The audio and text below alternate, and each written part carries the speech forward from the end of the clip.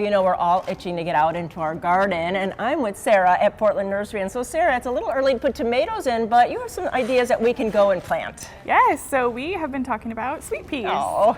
And they are sweet. They are sweet. Not actually like you eat them, but you know, they're a flower and they're very, I think, overlooked in the garden. They've got a really great fragrance. They can make a great cut flower.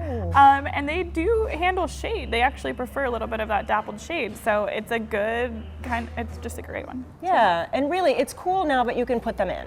Yeah, and we actually recommend using some pea inoculant, which people maybe don't think of for sweet peas.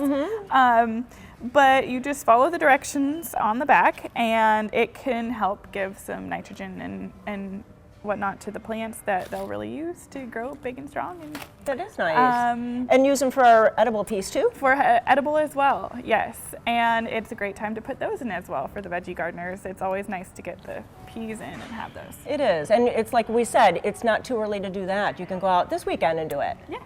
So we've got some. Come on down. Yeah, that is true. And really, you can go to Portland Nursery on Division or on Stark and get all your pea seeds edible and the blooming ones, and get them into your garden, get them into your containers.